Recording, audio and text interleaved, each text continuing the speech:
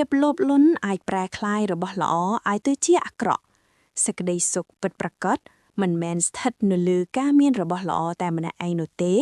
ប៉ុន្តែវាស្ថិតនៅលើការចេះចែករំលែកក្តីសុខនោះជាមួយអ្នកដទៃ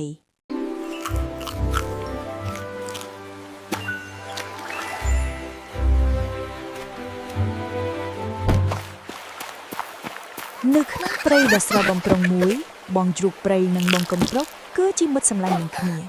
ពួកគេតែងតែរកចំណីនិងចែករំលែកគ្នាទៅវិញទៅមកជានិច្ចថ្ងៃមួយខណៈកំពុងដើរក្នុងព្រៃជ្រៅពួកគេបានឃើញពន្លឺចាំងប្លែកៗចេញពីកំពូលដើមឈើខ្ពស់មួយដែលដុះនៅលើច្រាំងថ្មចោលនៅទីនោះមានផ្លែប៉ោមមាសមួយផ្លែកំពុងបញ្ចេញពន្លឺយ៉ាងស្រស់ស្អាតនិងមានក្លិនក្រអូបឈ្ងុយឈ្ងប់វាត្រូវបានគេនិយាយថាជាផ្លែឈើទិព្វដែលឆ្ងាញ់បំផុតក្នុងលោកបងជ្រូកព្រៃនិយាយថាផ្លែប៉ោមនោះខ្ពស់ណាស់ខ្ញុំឡើងមិនរួចទេបងកំប្រុកតបថាកុំបារម្ភមិត្តភក្តិខ្ញុំនឹងឡើងទៅបេះវាបងកំប្រុកប្រើភាពរហ័សរហួនរបស់ខ្លួនតោងឡើងទៅលើដើមឈើហើយបេះផ្លែប៉ោមមាសនោះទម្លាក់មកក្រៅបងជ្រូកព្រៃនៅខាងក្រោមចាំទទួលយ៉ាងស្ទាត់ជំនាញប៉ុន្តែនៅពេលដែលផ្លែប៉ោមមាសដ៏ស្រស់ស្អាតស្ថិតនៅក្នុងដៃរបស់បងជ្រូកព្រៃចិត្តលោភលន់ក៏កើតឡើងបងជ្រូកព្រៃគិតថាផ្លែនេះតូចណាស់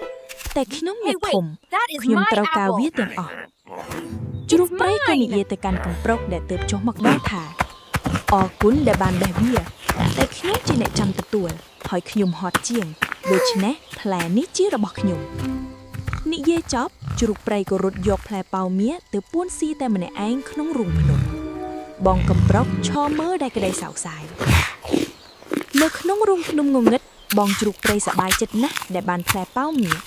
វាហាយ៉ាងធំដើម្បីខំផ្លែប៉ោមនោះក្រឹបសំលេងធ្មេញប៉ះនឹងរបស់រឹង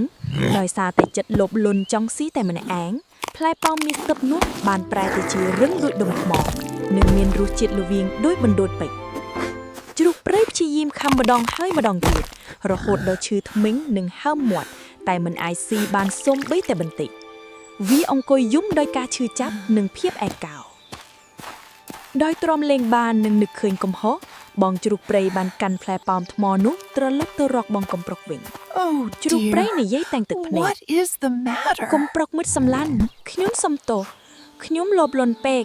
ផ្លែនេះរឹងណាស់ខ្ញុំស៊ីមិនកើតទេយើងចែកគ្នាស៊ីទៅនៅពេលដែលជ្រូកព្រៃនិយាយពាក្យថាចែកគ្នាស្រាប់តែមានពន្លឺចាំងចេញពីផ្លែប៉ោមនោះម្ដងទៀតវាក៏ប្រែពីដុំថ្មរឹងមកជាផ្លែប៉ោមមាសដ៏ទន់ល្មួយនិងក្រអូបផ្អែមវិនភ្លាម